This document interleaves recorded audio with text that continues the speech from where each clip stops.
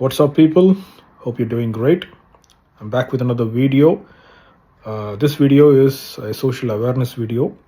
இந்த வீடியோ எது பற்றி அப்படின்னா, நம்ம வாட்டர்மெலன் ஸ்டார் இருக்கார் இல்லையா, அதாவது திவாகர், அவர் வந்து ரீசெண்டாக ஒரு வீடியோ போஸ்ட் பண்ணியிருக்காரு. இந்த மாதிரி குக் வித் கோமாளி செட்டில் அந்த ஹோஸ்ட், அதாவது அந்த ஆங்கர் மாகாப்பா ஆனந்தும், புகழ், கானா வினோத் அண்ட் அன்சர், இந்த 4 பேர் வந்து அவரை வேர்பலாக அப்யூஸ் பண்ணி அவரை வந்து அட்டாக் பண்ண மாதிரி. அதாவது மாகாப்பா ஆனந்த் எஸ்பெஷலி வந்து ஒரு மது போதையில் ஒரு அயன் ராட்டோ ஏதோ எடுத்து காலில் அடித்து காலில் காயம் ஏற்பட்டிருக்கு, ரத்தம் வந்திருக்கு அப்படின்னு சொல்லியிருக்காரு.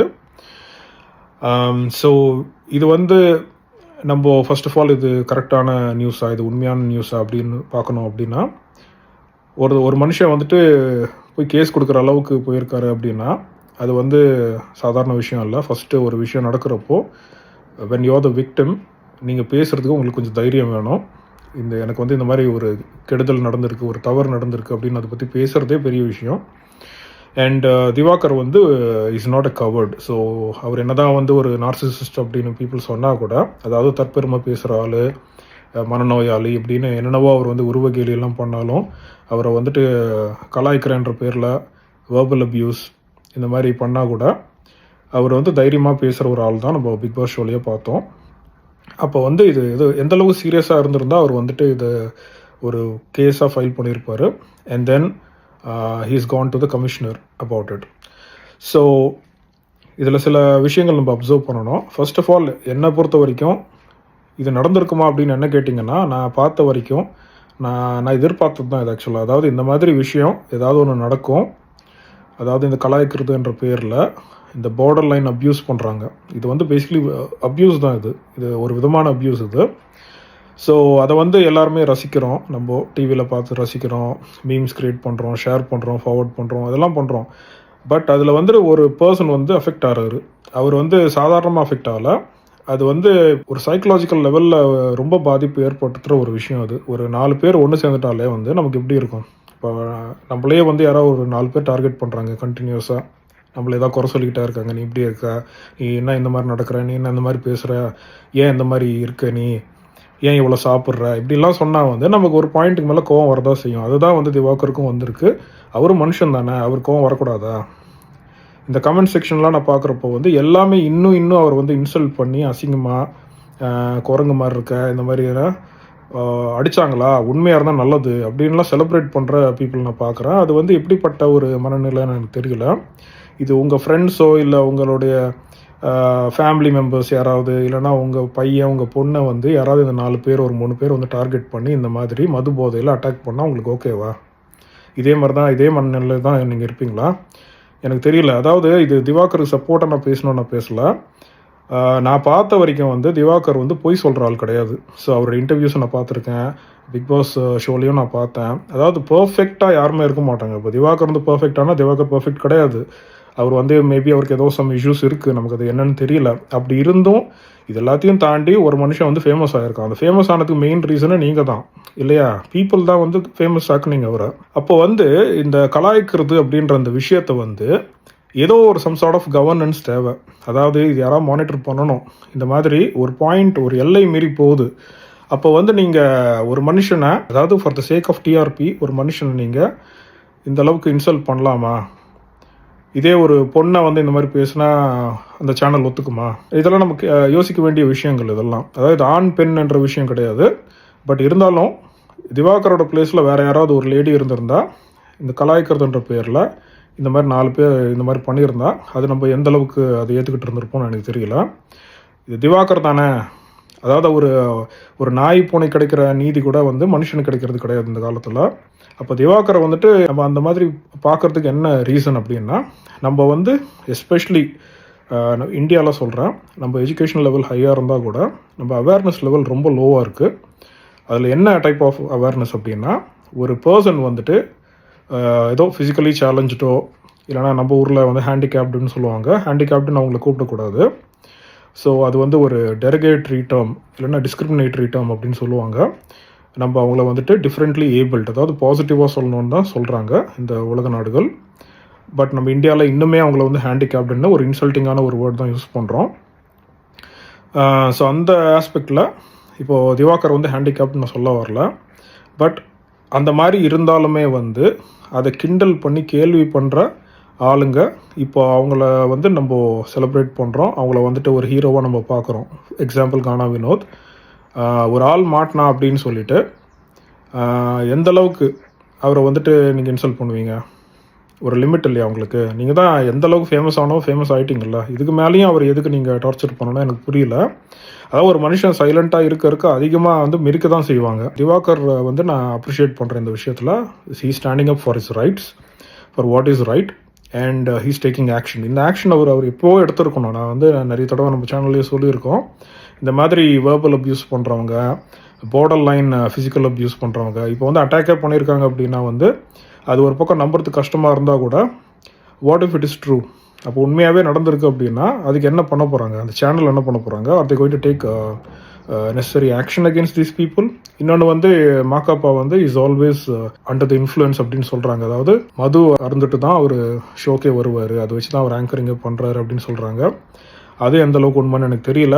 பட் இந்த ஃபிசிக்கலாக வந்து ஒருத்தர் அட்டாக் பண்ணது பிறகு அந்தளவுக்கு இதை வளர்த்து விட்டதே வந்து சேனல் தான், அந்த ஷோ பிக் பாஸ் ஷோ தான். அதில் இன்க்ளூடிங் விஜய் சேதுபதி இதை பற்றி எந்த ஒரு கேள்வியும் கேட்காம they let it happen just for the sake of views, TRP, promotion.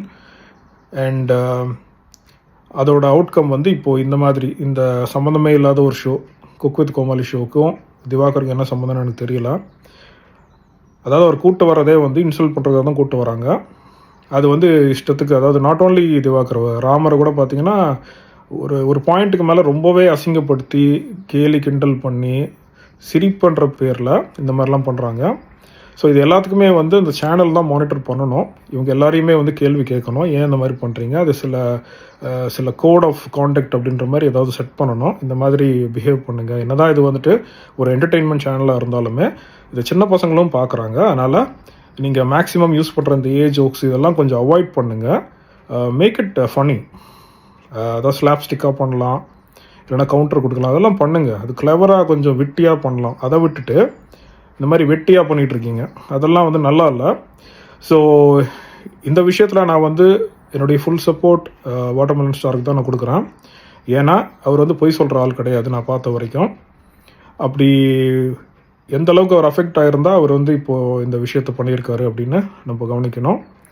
At the same time வந்து நான் சொல்ல வந்தது, இந்த யாராவது வந்து கொஞ்சம் டிசேபிள்டாக இருக்காங்க, இல்லைனா அவங்க ஏதாவது பர்சனல் சேலஞ்சஸ் கோத்ரூ பண்ணுறாங்க அப்படின்னு இருக்கிறப்போ அவங்கள கேலி பண்ணி கிண்டல் பண்ணி அதுலேருந்து நம்ம ஒரு 4 காசு பார்த்து நம்ம ஃபேமஸ் ஆகி நம்ம ஹீரோ ஆனால் நீங்கள் எந்த மாதிரி ஒரு எக்ஸாம்பிள் செட் பண்ணுறீங்க சொசைட்டிக்கு? That to in a popular show like that. அதாவது வேர்ல்டு ஓவர் பீப்புள் வந்து பார்க்குறாங்க. Not only Bigg Boss, Vijay TV அந்த சேனலில் அதில் இருக்கிற ப்ரோக்ராம்ஸ் எல்லாமே தான் பார்க்குறாங்க. அப்படி இருக்கிறப்போ வந்துட்டு அந்த ஷோவில் வந்து எந்த மாதிரி ஸ்டாண்டர்ட்ஸ் நம்ம செட் பண்ணுறோம், எந்த மாதிரி விஷயத்தை நம்ம வந்து டெலிவர் பண்ணுறோம், அதை வந்து பார்க்குற ஆடியன்ஸ் எந்த மாதிரி அஃபெக்ட் ஆவாங்க அப்படின்றதெல்லாம் வந்து யூ நீட் டு, அதாவது அவங்க கேர்ஃபுல்லாக அதை பார்த்துக்கணும். அந்த சேனல் ஹெட்ஸோ அந்த ரீஜனல் ஹெட்ஸோ யாராக இருந்தாலும் இந்த விஷயத்துக்கு ஒரு அவுட்கம் கண்டிப்பாக வரும்னு நான் நம்புகிறேன். இந்த இன்வெஸ்டிகேஷனுக்கு அப்புறம் தான் உண்மையாக என்ன நடந்துச்சுன்னு நமக்கு தெரியும். ஒரு வேளை திவாகர் வந்து பொய் சொல்லியிருக்காரு, இது ஃபேம்காக ஒரு ஃபேக்கான அலிகேஷன் அவர் பண்ணுறாரு அப்படின்னா அதுக்கு தகுந்த தண்டனை அவருக்கும் அளிக்கணும். இது வந்து என்னுடைய humble request. At the same time viewers உங்ககிட்ட நான் கேட்குறது என்னென்னா, யாரையுமே பிளைண்டாக சப்போர்ட் பண்ணாதீங்க, எஸ்பெஷலி பீப்புள் லைக் கானா வினோத். ஏன்னா அவங்களை வந்து they don't care about how the other person feels. அடுத்தவங்க ஃபீலிங்ஸ் பற்றி அவருக்கு கேர் கிடையாது. ஆஸ் லாங் as அவங்க வந்து அவருக்கு வேண்டியப்பட்டவங்கன்னா அவர் ஃபீல் பண்ணுவார். ஃபார் எக்ஸாம்பிள் கமருத்தீன், எனக்கு கமருத்தீன் அவங்களாம் பிடிக்கும். பட் ஐம் சேயிங், உங்கள் ஃப்ரெண்டாக இருந்தால் மட்டும் நீங்கள் அந்த வழியெல்லாம் உங்களுக்கு தெரியும். அதே வந்து உங்களுக்கு ஆப்போனண்ட்டாக இருந்தால், ஆப்போனண்ட் கூட கிடையாது, ஒரு வாயில்லா பூச்சின்னு சொல்லலாம் திவாகரை. அப்படி இருக்கிற ஒரு ஆள் அவர் ஏதோ பண்ணிக்கிட்டு இருக்காரு, ஏதோ ரீல்ஸ் பண்ணுறாரு, நான் தான் ஹீரோன்னு சொல்லிக்கிறாரு. சரி, சந்தோஷமாக இருக்கட்டுமே. ஒரு மனுஷன் சந்தோஷமாக இருக்கிறது எவ்வளோ கஷ்டம் இந்த காலகட்டத்தில். அவனை சந்தோஷமாக இருக்க விடுங்களேன். உங்களுக்கு என்ன வந்துச்சு? எதுக்காக அவரை போய் நோண்டுறீங்க? எனக்கு தெரிஞ்சு இது இப்படி தான் நடந்திருக்கும். அதாவது இவர் ஷோக்கு வந்திருப்பார், அவர் வந்த உடனே வந்து இவருக்கு சுத்தமாக பிடிச்சிருக்காது. யாருக்கு? நம்ம கானா வினோதுக்கு. அட் த சேம் டைம், அதாவது ஒரு ஹேட்ரட், நமக்கு வந்து ஒருத்தர் பிடிக்கலன்றது வந்துட்டு நம்ம நிறைய விதத்தில் எக்ஸ்ப்ரெஸ் பண்ணலாம். அதாவது இந்த ஜாடையாக பேசுகிறதுன்னுவாங்களா, அந்த மாதிரி கலாய்க்கிறதுன்றது பார்டர் லைன் அப்யூஸ் தான் அது. அதாவது வேர்பல் அப்யூஸ், ஃபிசிக்கல் அப்யூஸ், இந்த மாதிரி நிறைய டைப்ஸ் ஆஃப் அப்யூஸ் இருக்கிறதுல இது ஒரு டைப்பான அப்யூஸ் தான். And when people appreciate it, இப்போ சிரிச்சா என்ன ஆகிடுதுன்னா அது வந்து ஓகே, அக்செப்டபிள் ஆகிடுது. It's not acceptable behaviour. ஏன்னா அதே இது அவருக்கு பண்ண ஒத்துப்பாரா? வினோதை விட ஒரு பெட்டரான ஒரு கண்டஸ்டண்ட்டோ இல்லை யாரோ ஒரு டேலண்டட் பர்சன் வராரு, பெரிய ஜாம்பவான் யாரோ வந்துட்டு கலாய்ச்சா அவர் ஒத்துப்பாரா? அசிங்கமாக அவருக்கு இன்சல்ட்டிங்காக இருந்திருக்காதா? ஹர்ட் ஆகாதா? அதே மாதிரி தான் இவருமே வந்து வெதர் இஸ் ஏ கலைஞர் ஆர் நாட் ஆர்டிஸ்ட் நினைக்கிறேன், கலைஞனா ஏதோ திவாகர் வந்து he's famous for his own reasons. Okay, யாரையும் ஏமாற்றியெல்லாம் அவர் வரல. அவர் வந்து மக்கள் பார்த்து அது ரசித்தாங்களோ இல்லை what ever the reacted, the started forwarding is reels and so on and he became famous. இப்போது ஹூஸ் டு பிளேம் இல்லையா? ஸோ அதாவது எவ்வளவோ கஷ்டப்பட்டு மேலே வரணுன்ற ஆட்கள் கூட வரவிடாமல் பண்ணுற இந்த காலகட்டத்தில், இந்த இப்போ இருக்கிற சொசைட்டியில் ஒரு ஆள் எல்லாத்தையும் தாண்டி வந்திருக்கான், இவ்வளோ விமர்சனத்தையும் எதிர்கொள்கிறான் அப்படின்னா அதுக்குன்னு ஒரு மன உறுதி தேவை இல்லையா? ஒரு தைரியம் தேவை. ஸோ அதை நான் திவாகர் கிட்ட பார்க்குறேன், அந்த இன்டெகிரிட்டி நான் பார்க்குறேன், நான் அதை அப்ரிஷியேட் பண்ணுறேன். அண்ட் இது நடந்ததை நான் சொன்ன மாதிரி எனக்கு தெரிஞ்சு இந்த நியூஸ் உண்மையாக தான் இருக்கும். அது அஃப்கோர்ஸ் வேறு யாருமே வந்து அது வெளியில் பேசலை. திவாகர், அதாவது அஃபெக்டட் பார்ட்டி தான் பேசியிருக்கிறத பற்றி. அது வந்து உண்மையாக பொய்யா, இல்லைனா எந்த அளவுக்கு அந்த சொல்லப்பட்ட பீப்புள் வந்து ரெஸ்பான்சிபிள்ன்றது வந்து நமக்கு இன்வெஸ்டிகேஷனுக்கு அப்புறம் தான் தெரியும். But for the time being நான் உங்ககிட்ட கேட்குற ஒரே ஒரு ரிக்வஸ்ட் என்னென்னா, உங்களால் வந்து அந்த சுச்சுவேஷனோட எம்பத்தைஸ் பண்ண முடியல, அதாவது அதை நினச்சி உங்களால் வந்து ஃபீல் பண்ண முடியல அப்படின்னா கூட பரவாயில்ல, அது சப்போர்ட் பண்ணாட்டியும் பரவாயில்ல. நீங்கள் நெகட்டிவிட்டி ஸ்ப்ரெட் பண்ண வேணாம். அதாவது திவாகர் பற்றி இன்னுமே வந்து எதுக்காக நெகட்டிவாக நம்ம எழுதி அவரை வந்துட்டு திட்டுறது எல்லாம் எதுக்கு நம்ம பண்ணுறோம்? அதனால் நமக்கு என்ன வரப்போகுது? அதை பார்த்து ஒரு 4 பேர் லைக் பண்ணுவாங்க. அப்படி தான் அந்த நெகட்டிவிட்டி ஸ்ப்ரெட் ஆகும். முதல்ல வந்து யார் தப்பு பண்ணாலும் அதை கால் அவுட் பண்ணுங்கள். ஸோ கால் அவுட்னா இந்த சச் அண்ட் சச் பர்சன் வந்து இது தப்பு பண்ணியிருக்கான் அப்படின்னு கால் அவுட் பண்ணுங்கள். நான் கால் அவுட் பண்ணுறது கானா வினோதை தான். வேர்பலாக அவர் வந்துட்டு ரொம்பவே அவரை வந்து இன்சல்ட் பண்ணி அவரை ஹர்ட் பண்ணியிருக்காரு.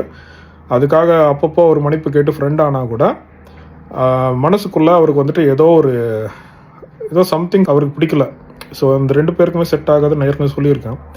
அப்படி இருக்கிறப்போ வந்து திரும்ப திரும்ப எதுக்கு இவங்க இந்த மாதிரி அதே ஷோவில் போட்டு வேறு ஷோவில் போடுங்க, ஒரே ஷோவில் போடாதீங்க.